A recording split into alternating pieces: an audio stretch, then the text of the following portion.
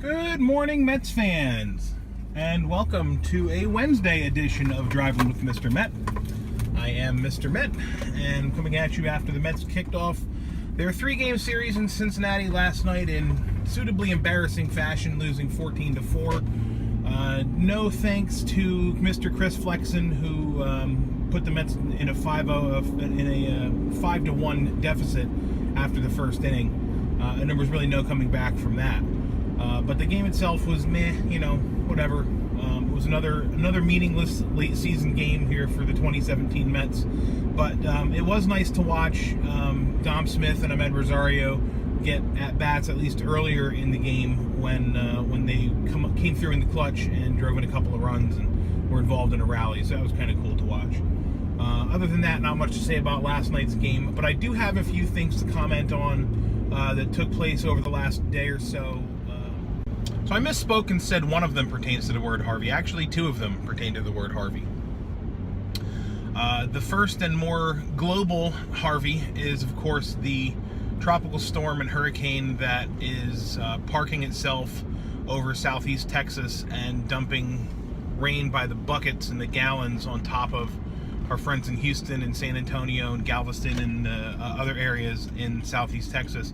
That has unfortunately, in addition to really ruining the lives of everyone who lives in the greater Houston area, as far as its reach into the Northeast and for me in Pennsylvania, this was the weekend series that my brother and I were going to with the 7-Line Army. We were going down on Friday morning to Houston. We were going to see the Friday night game and the Saturday game with the 7-Line Army.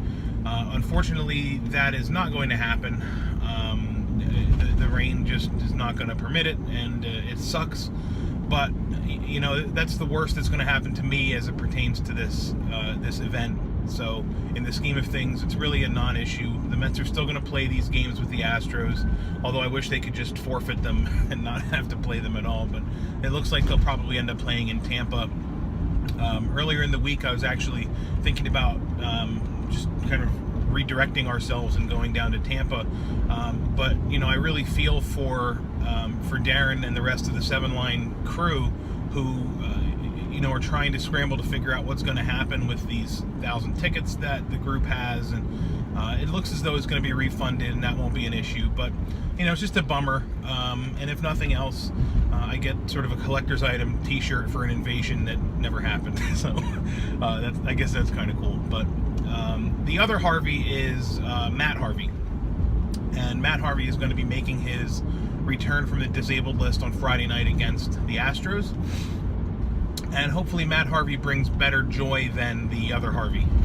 And honestly, at this point, I'm just looking to see if Matt has his control back. And I mean, it was never really velocity so much with Matt Harvey. It was more his control. He just didn't seem to be able to control his pitches and have a good feel for the ball.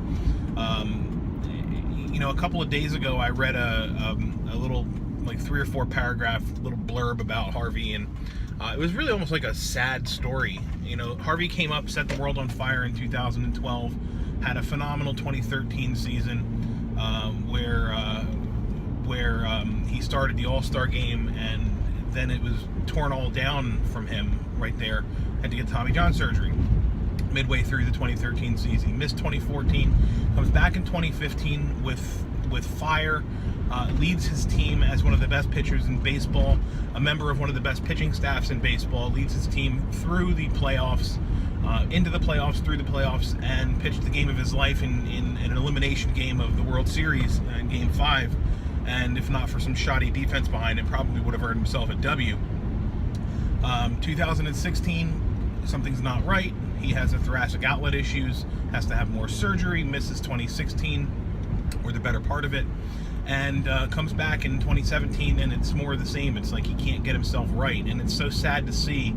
And I really do, that even if he doesn't end up finishing his career with the Mets, which is more than likely going to be the case, I do hope that he can get back to being the pitcher that we all know and love, because he's got the kind of personality on the mound that's very throwback as far as his intensity and what he was able to do on the mound.